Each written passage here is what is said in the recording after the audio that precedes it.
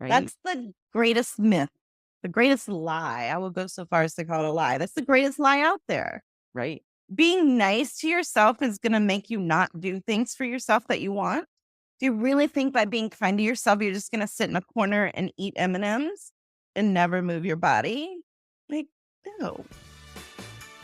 Welcome to Total Health in Midlife, the podcast for women embracing the pivotal transformation from the daily grind to the dawn of a new chapter. I'm Elizabeth, your host and fellow traveler on this journey. As a life and health coach, I am intimately familiar with the changes and challenges we face during this stage. Shifting careers, changing relationships, our new bodies, and redefined goals and needs as we start to look to the future and ask, what do I want? In this podcast, we'll explore physical, mental, and emotional wellness, offering insights and strategies to achieve optimal health through these transformative years. Yes, it's totally possible. Join me in this amazing journey of body, mind, and spirit, where we're not just improving our health, but transforming our entire lives. Have you ever tried to set a goal, maybe to exercise regularly, eat better, or finally get consistent with your sleep, only to fall off track and wonder, why can't I just follow through? Now, most people assume that it's a discipline problem, or maybe they think they're just bad at sticking with things. But what if I told you that that's not the real issue at all? What if the reason you're struggling isn't a lack of willpower, but a lack of self-trust? Now, in today's episode, I'm sitting down with Dawn Ledet, a self-trust coach and author of Master Your Inner Dialogue, Transform Your Self-Talk for Goal Success. She's here to show you why following through on your health goals isn't about pushing harder, but rather it's about learning to trust yourself more. That sounds fascinating, doesn't it? Today, you will learn why missed goals aren't a self-sabotage problem and the real reason that you struggle to follow through. You'll learn how to rewire your inner dialogue so that you actually want to stick with your health habits. And a simple, practical system for turning your plans into consistent action, even if you've failed before. If you've ever found yourself thinking, I should be able to do this, but I just don't, this episode will change the way that you think about health, motivation, and follow through forever. So grab a cup of coffee, settle in, and let's dive into this game-changing conversation with Dawn Ledet. All right, everyone. Welcome Dawn Ledet to the Total Health in Midlife podcast. Dawn, I am so super excited to have you here. We are just going to have a great conversation because we've just been chatting and yeah, it's just going to be great. So let's start out by telling everyone, introduce yourself, tell everyone what you do, how you help folks, and all of that great stuff. Yes. Well, I am thrilled to be here. I'm so excited for our conversation. I am known as the self-trust coach. And what does that mean, right? Like, what do I help people do? Trust themselves more? The answer is yes. But why it's so important and why it's become my mission is because it really is the root behind so many of the things that we have challenges with. And I like to distill things down. And so I believe that everything we want to accomplish can be done by building three essential skills, and that's make decisions, follow through on those decisions, and then have your own back, which means like to evaluate, learn from the consequences or results of those decisions and follow through and use that data to move forward. Now, what we do instead often is we punish ourselves and we judge ourselves and we criticize. And so that's where self-trust comes in, is building those three skills fueled by self-trust so that we have our own backs, so that we can make decisions that are right for us, that are aligned with our values, so that we're willing to make decisions that actually might be a little riskier, that when we're doubting ourselves, we're willing to make, so that we follow through without all the wasted time second guessing and all the wasted energy doubting ourselves. And we create a unified front towards everything we want instead of this divided battle of self against self. Okay, so I have a couple questions for you. Yes. First, do you specifically work with women or do you work with women and men? I mostly work with women, though I do have a few male clients. And of course, everyone could use self trust. I think, many times women identify with me more, maybe, but we have some really great men out there who are waking up to, if I can say it that way, to how important their inner dialogue is, which is one of the main things that we touch on. How important it is to grow that self trust so that you're not punishing yourself forward. So, yes, I do work with both. Well, and I think that my question really was because I know from my experience of working with women that women, my clients, really struggle with self trust. And so I guess the subtext of my question was, do men also struggle with this? Okay, so that's good to know. Yes, it really is something that we have to call attention to because we're going to notice the symptoms of not having self trust more than we're going to say. People aren't walking around very often, more women maybe than men are saying, like, I lack self trust. We more notice the symptoms of it. Okay, and what would those be?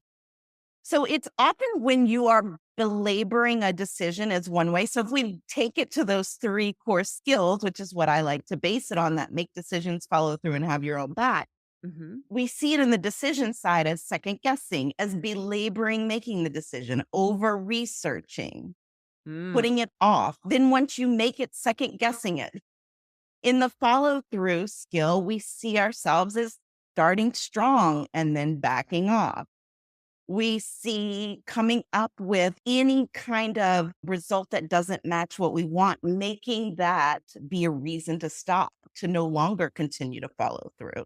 We see it in the having your own back by punishing ourselves and judging ourselves for those decisions, for criticizing our inability to get it right or do it as well as X, Y, and Z over there, wondering why we can't just get it done. Those are some of the examples of a lack of self-trust. Yeah, yeah. Okay, like in hell, what I see a lot is folks who don't follow through on their goals or they don't accomplish their goals. They set out a goal to exercise 3 times a week or whatever. And so what I hear you saying is that would fall under the second piece, which is the follow through.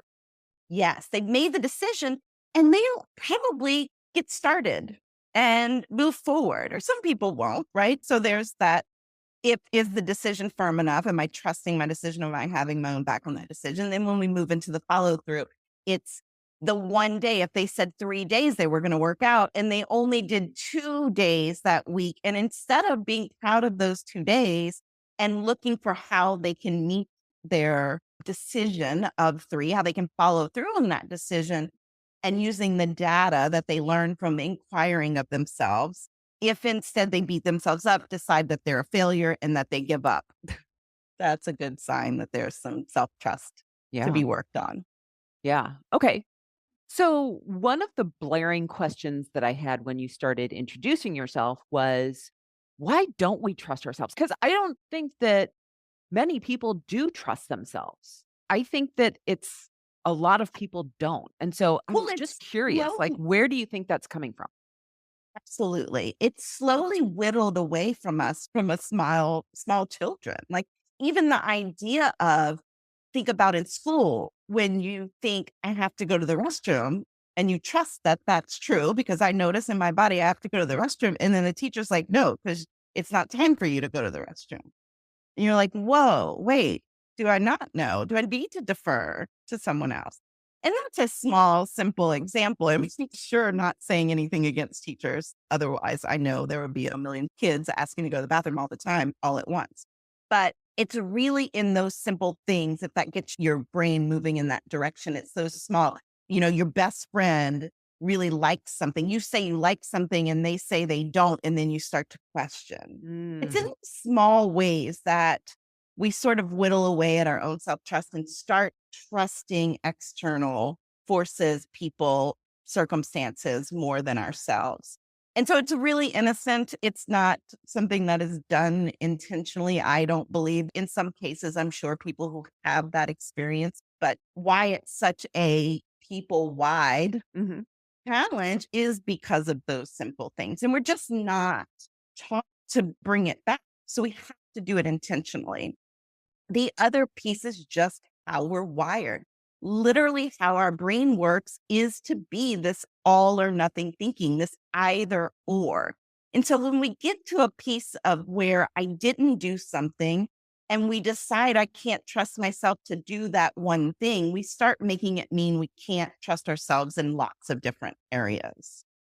Because our brain's so good at collecting evidence and proving to us. So then it's going to bring every time you didn't work out, every time you planned to work out 3 times and you didn't, every time you planned to stay on this food protocol and you didn't. It's so good at that. Our brain loves to bring up, it likes to bring up past, it likes to discolor the present, and then it likes to predict the future. It's brilliant at it. And Oh, so say that again, because I need to hear that again. You said, what do we do to the past? It will actually bring up evidence from the past. It won't bring up any evidence to the contrary. It will bring up to prove, like, oh, you didn't work out 3 times like you said you did. And remember when you did that last time and the year before that, and when you tried it 5 years before that. Right.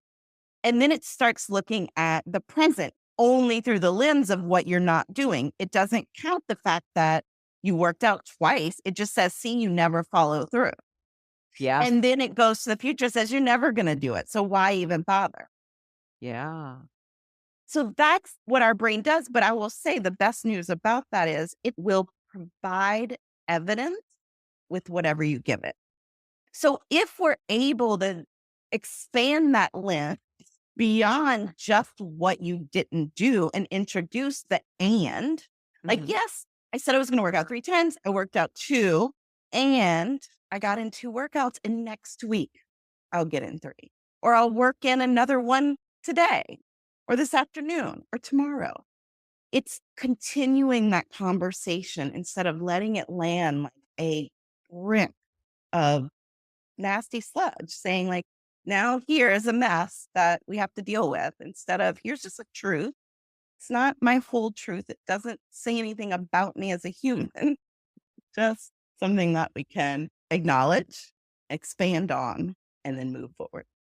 Yeah. So I suspect that there are people who are listening right now who believe that this is just how they are. They're just bad at health, or they're just not meant to whatever it is, exercise, or they just can't resist eating chocolate. What would you say to them? I would say that that label is what's holding you back. It's a decision. So you're literally making a decision, and then your brain is going to go and prove you right, because that's what it does.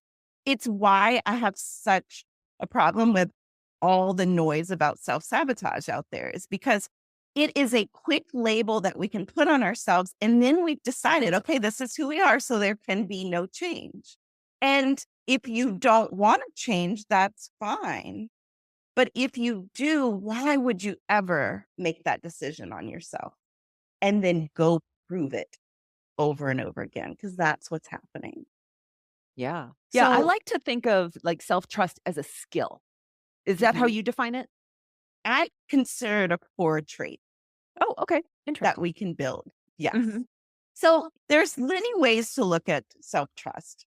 As we're building it, we are practicing the action of trusting ourselves. But ultimately, the goal is to make it your operating system, truly the overarching way of being for you, so that Okay. everything else that you think and feel and do comes from that lens. Because we're so often looking at the world, looking at our own actions, looking at ourselves through the lens of either belief in yourself or disbelief in yourself. Hmm. And when disbelief is the main lens through which you're looking at it, it makes sense that you only see the failures, the non-completes, the not compliant with protocols. It makes sense that that's what you're focused on. But it's also why it makes moving forward so hard. So we have to shift into a kinder, gentler way with ourselves, where we operate from trust and belief Not that things are going to always be easy, because they're not. But why punish ourselves when, like, the heart is hard? I tell people this all the time. The heart's going to come. We don't have to create it, and we don't have to be like constantly anticipating it. It's just going to come. You're going to know it. It's not going to be like you're going to miss it. You'll definitely know when it comes. And trust means knowing that you can make your way through it and be a kind partner through it, instead of this like always punishing yourself, judging yourself, criticizing, or deferring to Yeah. what you think you can do or deserve instead of what you want and what's possible. Well, and the thing about self-trust I've noticed for myself and for my clients is that it's this cyclical or circular type of thing where the more we trust ourselves, the more we recognize that we can be trusted. So maybe it's talking about the evidence of the past, but talking about it in a different way, in a positive way instead of the negative way. Yeah, it's looking at the whole picture, because I think that's a really good point. We can see only the negatives, the lack, the loss. It's where we often tend to go. And when that's the only space we're focused on, we just see more of that. Now, having self trust doesn't mean ignoring the lack or the loss, it means making space for both of it. Because when you see even some of those lack and loss, there is always a gain. There's always something that we can pull from it. But when we're only focused on seeing it as a problem and what it did to us or why we were wrong for it, we miss out on so much self trust building truth. Like, we miss out that I overcame this really challenging thing. Like, yes, I gained X amount of pounds, and look what I was able to get myself through with that. Maybe that's what I needed to move through that space. We miss out on this, like, owning our choices instead of judging ourselves for them, owning them as like, this is the best that I could do to take care of myself through this time. I'm so good at taking care of myself. Now I get to change that. Now I get to shift how I take care of them, or in what moment of life and time that I'm moving through, what works best for me. That worked the best for me then. Would I do it differently now? Yes, but I'm different now. Right. I've Exactly. evolved. 100%. What I know is evolved. Mhm. Yes, we're on a beautiful continuum. And we have to note that, one, we take ourselves with us the whole time, but we grow and we evolved, and we can be such a loving, trusting partner on this journey if we're just willing to open up our minds and see things just in a little different way. Work against a little bit. I'm not going to lie. It is us working a little bit against the bat of how we've been conditioned and really, in some cases, wired. But it's so fun. It's such fun work because you see yourself in a whole new light. That's why I love this work so much, having done it with myself and then with hundreds of people over the last 5 years. It's incredible. It is fun. Like, one of my mindsets is kind of like, "Huh, I wonder if I can do that." Mhm. And it takes the pressure off of having to do it. So it just becomes this experiment. And I think because I used to think that way, I still do occasionally, but it really allowed me to start building that self trust and that evidence that, oh, wow, I can do really amazing things. Of course. The doubt doesn't go away. It still comes up. Like, have unshakable self trust, which I would say that I am at this point where my self trust is unshakable. Mhm. But I still have these common thoughts that come through and doubts here and there, right? Like, it doesn't go away, but how I handle it is so different. They become triggers for affirming myself. And that's what I'd love to teach, especially if I have a book called Master Inner Dialogue. And we can make those often. I think I tell it in the book. If I don't, I'm sharing it here. One of my common thoughts was, what's wrong with me? And I would say it in this like accusatory tone. There's nothing curious about that. That's one thing I would love for your listeners to note. If you're asking yourself questions like that, they're not curious. They're judgments with a question mark slapped at the end, faking curiosity. And we want to answer those questions because when we don't, they just spiral and they go find friends. So I love it. Thank you. Sorry. I loved to go find friends. What's wrong with you? Yes. And remember when you did this and how you didn't do that and how you're not going to be able to do this, right? And so in the journey of my growing self-trust, I switched it because I just thought it was funny. I got a kick out of it. I think it's a little less funny now, but I'll share it and we'll see if you get any feedback about this.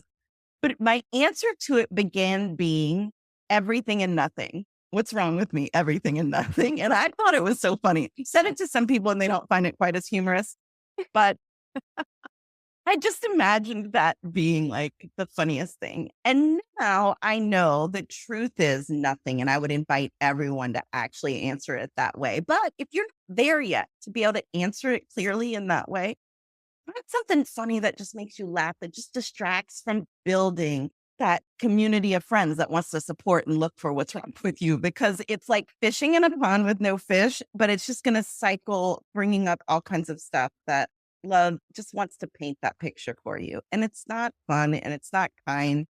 And it really doesn't support you in creating the change you want in your life. Yeah. Okay. So let's go through the 3 different points: making decisions, following through, and having your own back. So making decisions seems pretty simple, but it's not. I mean, we all make decisions every day and Sure. all the time, like literally nonstop. So that's the first thing. Like I always invite people to connect to how many decisions you make, because there's a lot of story out there. I don't know if you see this often, but people think they're terrible at making decisions, but you're really not. There may be some times where there are decisions that are more challenging than others. And I say that maybe you need something to make that decision. So instead of shutting yourself down with the label that you're bad at making decisions, let's explore, what do I need to make decisions? In this case, in this point, if I turn that into curiosity of working with myself instead of just expecting myself to make a decision and move, I've opened up a dialogue. I get more connected with myself because I actually learn. Maybe I need to talk to this person. Maybe I want to read about this one thing. If you are an overthinker about it, like you want more and more and more information, then you ask yourself, what is it really that I am looking for in order to make this decision? What if I don't go out there and search for something that will just spark it? What if I just decide, what am I thinking I need for this? Do I need to just talk it out with a friend? Do I need to go read a journal? Do I need to get in touch with an expert that can support me and help me do this? So that's the main thing, is to not label yourself as a bad decision maker or an overthinker. The labels really do shut down our wisdom. I can't say it enough. When we label ourselves even as procrastinator, perfectionist, we give ourselves no way forward. We don't learn anything from that. So let's look at it, because I have found where in people who consider themselves perfectionists or procrastinators, we have found superpowers within what they were considering those two things, because they had labeled it and didn't look into it. And when we explored it, it was gold. Like, no, this is actually one of your superpowers. This is something that makes you different. And it's why you can accomplish X, Y, and Z. Nope. Yeah. I think that most folks listening, they might have problems with making decisions, but in my observation, they probably overcommit in their decisions. So they will make the decision that I'm going to exercise 5 days this week when they haven't exercised in a year. But why would that be an overcommit? Well, because then they can't follow through. They So is that can't. then in the following through piece? Yeah. Oh, They okay. Okay. absolutely can. So deciding that they can't would be the label. Okay. But if they say, Now this comes to the evaluation, having your own. Okay. Like I went through the week, I worked out 3 times. I know I had decided 5. Turns out that doesn't work for me. Here's what I'm going to shift for next week and experiment with. Got it. Okay. Maybe I'm going to decide 3 and I'll work my way up to 5. Or I really think I can do the 5. I did the 3 this week, but let me look at what do I need to make that 5 work? What got in the way this week? I love it. How can I strategize to make it work next week? That's the have your own back, the evaluation, and really, so not deciding that you can't, deciding you didn't, and being really honest on that. That self-trust means creating a safe space within yourself to be honest. So I'm not a terrible person because I said I was going to work out 5 times and I only worked out 3. But I'm also not going to blame a lot of things. I'm not going to say I can't do it. I'm not going to blame the weather. I'm not going to blame all the things. I'm going to say I chose not to do it. The reason why I didn't happen is because I chose not to. And I don't have to judge myself for that. I get to decide, do I want to choose differently next time? Or do I want to change the plan? That's self-trust. Yeah. Well, and what I can hear people thinking right now is, but I should be able to. Oh, yeah. That's the inner dialogue piece. Yeah. You can. I mean, answer that. Truly. That's what we can continue the conversation. We hear those thoughts as if they're like, again, the sludge that lands in front of us. It's just a conversation. I should be able to do that. I'm going to answer it with, and I can. I just chose not to. Let's see what's up. Do I want to choose differently? Do I want to change the plan? We don't I have love to that. argue. It's like we're partnered together. Like, yes, I could and I can. It's not a problem. I just didn't. Let's decide differently or change the plan to one that works based on what we just learned from not having chosen it. Yeah. Maybe there's some really good reason that just happened this week and next week you can absolutely do it. Or maybe it's like, you know what? I think I bit off a little more than I can do right now. In order to be successful, instead of shutting down, let me go down to 4 or let me do 3 for a month. And once I've done 3 for a month, I'm going to move it up to 4 for the next month. Yeah.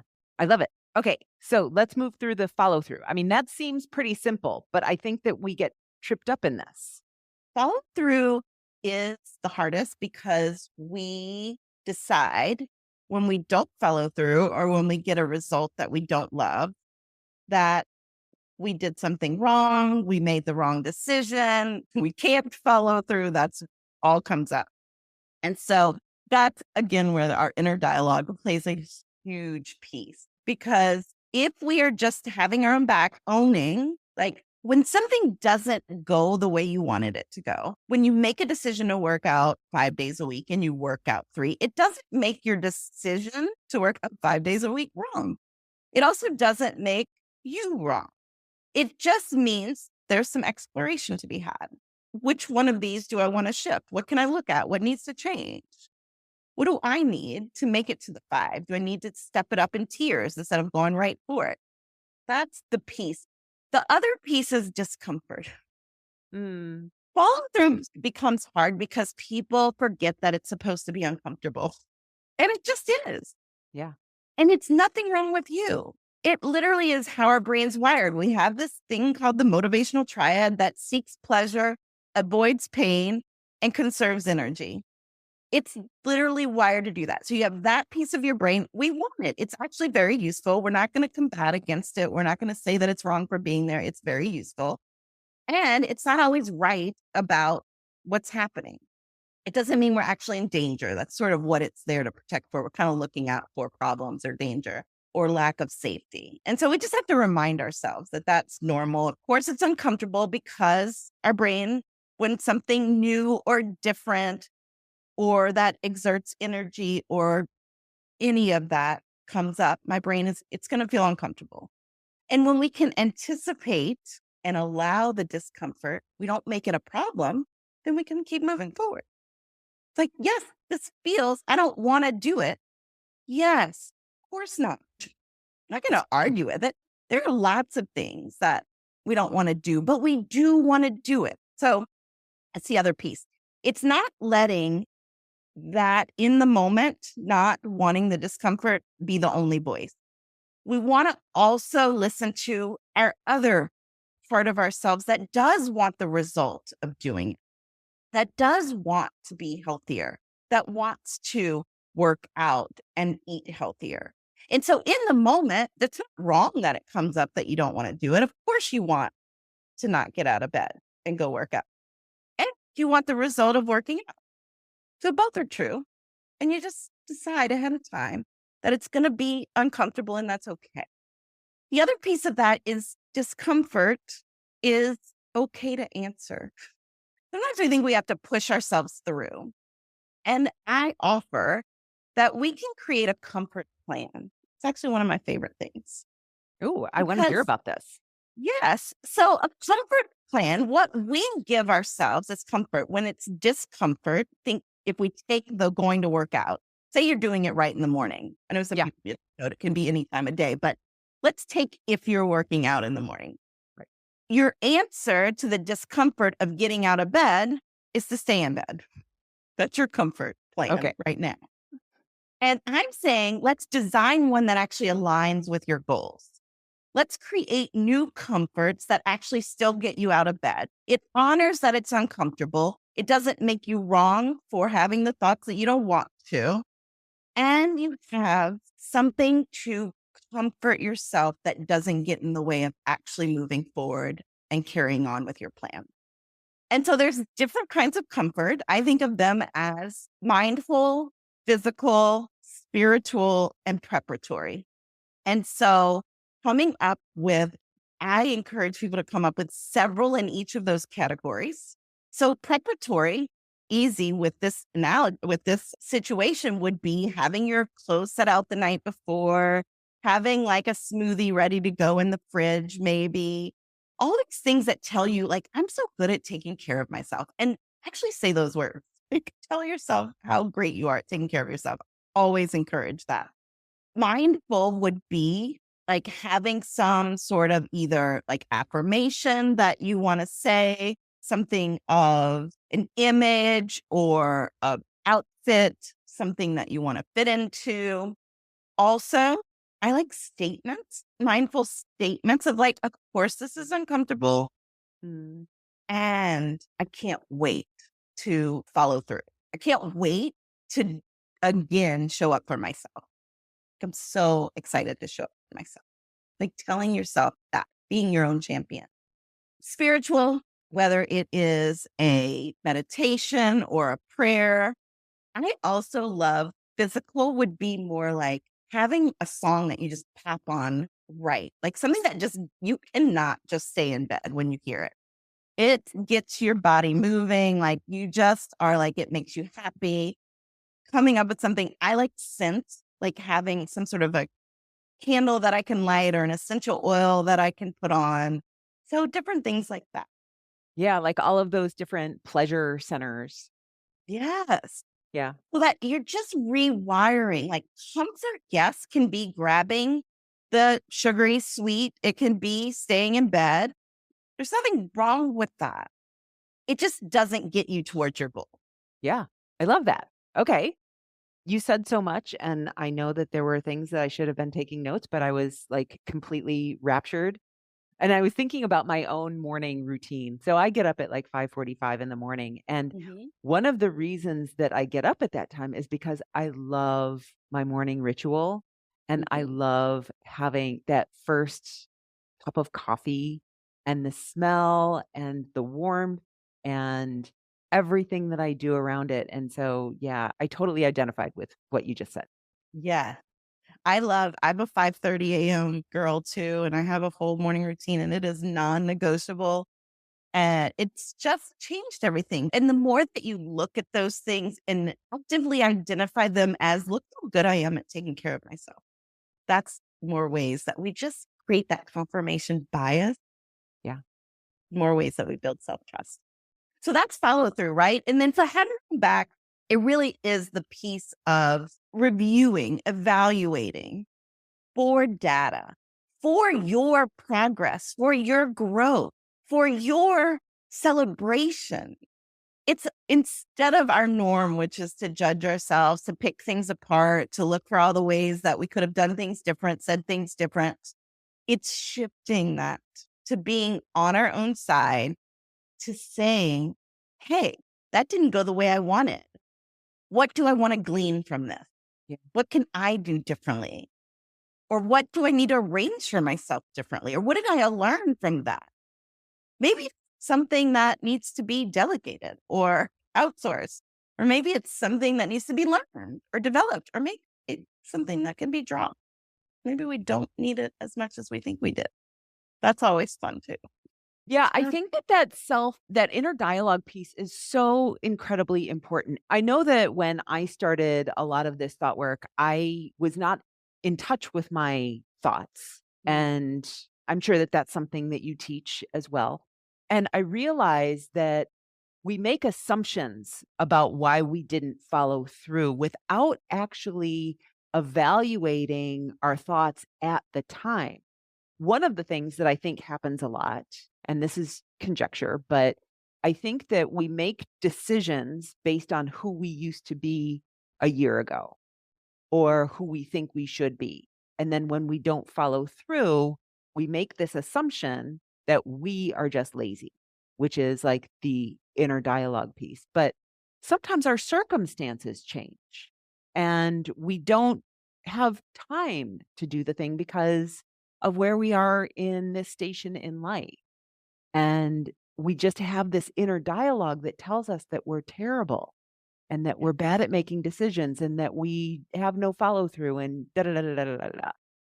Yeah. I'm trying to think of the word, like the flow that comes out. It becomes this like tornadic Yes. then friends for those thoughts that were terrible, that somehow we did something wrong, instead of, hey, what if just the circumstance changed and therefore some decisions needed to change as well? Yes. What if that's it? What if you're amazing still, as you always are, and there just is new information that we have to work with? That's the goal, to get to that piece where we're open to seeing, what does this information give me instead of what does it mean about me as a human? Because where we're trying to get to with operating system, if you will, of self-trust, if we go to that overarching just being of someone that trusts themselves, then terrible circumstances are going to happen. Trusting yourself isn't going to change that, but your experience of those things changes markedly, like so much, how you move through it.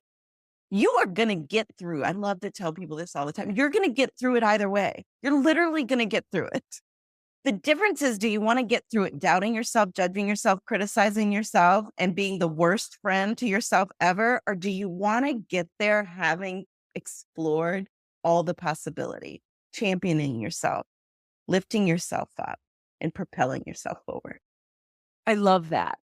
And so talk a little bit about that piece right there, like getting through it, being a jerk to yourself versus being nicer to yourself, being kind in your self talk, which a lot of folks believe, a lot of my clients believe that if they are compassionate with themselves, then they're just going to let themselves off the hook, Always. right? That's the greatest myth, the greatest lie. I will go so far as to call it a lie. That's the greatest lie out there. Right. Being nice to yourself is going to make you not do things for yourself that you want. Do you really think by being kind to yourself, you're just going to sit in a corner and eat M&Ms and never move your body? Like, no. And if we ask ourselves those questions, that's important too, really. If we get to the piece where we can just be so honest with ourselves and we're willing to continue that conversation instead of letting it land with just the statement, if I'm compassionate and kind to myself, I won't do all the things that I want to do. If I then say, is that true? Like, let's play this out. Let's play this scenario out. What might it look like if I was just really nice to me? What would it look like if I had my own back on my health and how I want to show up for myself? So different. It's the punishment and the judgment and the comparing ourselves to other people and the comparing ourselves to our past and bringing up all the past times where maybe we didn't follow through or when we made mistakes or we didn't do things the way that now us would like for us to have done it. Just so unfair. It's like, you're not the same person. Quit judging those decisions, right? Like, you're not going to make those same decisions now because you're not the same person. Unless you keep judging yourself, because that's what actually leads to not taking care of ourselves, not sometimes believing that we are worthy of taking care of ourselves, not owning the power of how we already have. There may be some things that you don't like about yourself. I would really hope that that could be changed, of course, but it happens. Like, we all have it. It doesn't mean that that is the most interesting thing about you. It's not the biggest part of you, but if that's where you're focusing, then that becomes the downward spiral of negativity and judgment, which then, who wants to do amazing things like work out or buy really healthy food when we're like shutting ourselves down with all this negativity and bad self-talk and showing us how terrible we are? It's like, of course not. It does the opposite of what we think it does. We think it propels us forward. And look, in some ways it does. I am the first to admit that for decades, high achiever did it by pushing and punishing myself. Now, I will say this: I did not know that I had negative self-talk. I had no idea. I discovered that starting my journey with self-trust and then coaching thousands of people. That's when it really came up. And I started seeing that, how important it is, how it really does change so much. And so, yes, that's why I say you are going to get there. If you really want it, you're going to get there. It's your experience of getting there and how long it takes that changes with self-trust versus without it. Yeah, I'll echo that I didn't realize how much was going on in this head. I was, yeah, completely oblivious to all of the thoughts and feelings that I was having and how they impacted my actions and decisions and all of it. It's so sneaky. Like, Yeah. they pose as questions. That's why I said that earlier. It's like they pose as questions, but really they're just judgments with question marks at the end. And some of them are like these toxic positivity, not like you don't believe them at all. You're just saying. Yeah. It really is interesting when you get into paying attention to that inner dialogue and shifting it. And I know we can capture, there's a lot of talk about capturing all the thoughts. I don't think we actually always have to. If we start shifting our relationship with them, that will make massive changes. We don't have to explore every thought we have. Yeah. Because the truth is, we don't have to believe everything we think.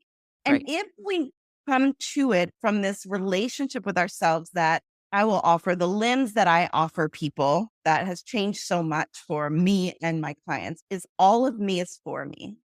And if I adopt the lens that all of me is for me, these crazy thoughts like, that was dumb, what's wrong with you, you're stupid, they aren't problems. When all of me is for me, they're actually there for two things. One, an invitation to affirm yourself. Of course, I'm like so smart. I'm not stupid at all. Thank you. Thank you for saying it. It's like the little devil's advocate. Like, yeah, thank you. I needed to reconnect to how smart I am. Or number two, it's an invitation to consider a different perspective. What isn't? Like, what was dumb here? Like, if I really want to explore it, is there something that I want to see this differently? Like, oh, yes, I did. I decided 5 times, and dumb's a strong word, but if we're, we say that to ourselves. So, Sure. you know what? That was actually not the best thing for me to pick 5 days a week to work out for this first week. I am going to bring it down to 3. I think that's probably a better place to start. And I'm just going to commit to 3 for a whole month, and then I'll reevaluate.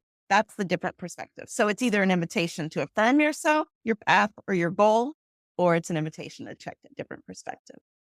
Love it. All right. So for someone who does not believe that they have self-trust, they don't trust themselves, where should they start? I would invite them to go and join my 7-day self-trust boost series. It's a free email series where you can just start to reconnect to the trust that you do have, because it's always there, and start to build on it. I think it's a great place to start to reconnect to who you are, the decisions you do make, the decisions you have made, the things you have followed through on. We want to focus on the things we haven't, and no airtime is given to all the ways you follow through, the things you've accomplished, the children you've grown. Like, you've literally done some amazing things in your life, I promise. And if you're only focused on not eating a carrot yesterday and not doing that one workout, it's so unfair to how amazing you are. So I would invite people to go check out the Self-Trust Boost series. That's amazing. And then also tell us about your book, because that sounds fascinating too. Yeah, you can actually go check out Master Your Inner Dialogue, Transform Your Self-Talk for Goal Success. It's on Amazon, or you can go to my website. I have a great email series to accompany it called Beyond the Pages. And it's all about everything we've been talking about here, really shifting your relationship with those thoughts. You don't have to capture every thought, but you do want to start noticing what is the lens through which, well, actually, we look at the origin, the lens, the tone, and how we can start to shift our relationship with those thoughts so that we can use them to affirm ourselves or to see a different perspective. I love it. I love it. Everything. Okay. So then finally, where can people find you if they want to learn more, and tell us all about your social and your podcast? Yes. So if you want to find out more, everything is on the selftrustcoach.com. So the selftrustcoach.com, and you can access the boost is on the first page there. The book is available there, and the podcast. The podcast is called The Self-Trust Solution. And we're talking all things about self-trust, how to grow it, how it impacts you in your goals and your pursuits and in your relationship with yourself. And then on social, you can find me on Instagram, Facebook, or LinkedIn. And it's all Dawn Ledet Coach. Fantastic. Well, thank you for being here. I really enjoyed this conversation, and I hope everyone else did too, because self-trust is such an important part of improving your health. And so the more that we can build self-trust, and here's the thing is, like, if you trust yourself in one area, you can bring that over into your health. Everything. Absolutely. So- Self-trust changes everything. It's my favorite thing to say. It literally changes everything. So much of what you're doing, you're going to continue doing it, and you're going to feel like a whole different person, because everything becomes easier in many ways. Like our normal day-to-day, the challenges still come, but how we move through them, so different. Yeah. Love it. All right. Thank you, Dawn. It has been such a pleasure and honor. Thank you so much, Elizabeth. Wow, what an amazing conversation. If you've ever struggled with sticking to your health goals, I hope today's episode gave you a new way of looking at things. It's not about working harder. It's not about being more disciplined. And it's definitely not about shaming yourself into change. It's about trusting yourself, your decisions, your follow through, and your ability to course correct, all without the guilt. If this episode resonated with you, I highly recommend checking out Dawn's book, Master Your Inner Dialogue, and her Beyond the Pages guided email series, where she walks you through simple strategies for changing your inner dialogue and building self-trust.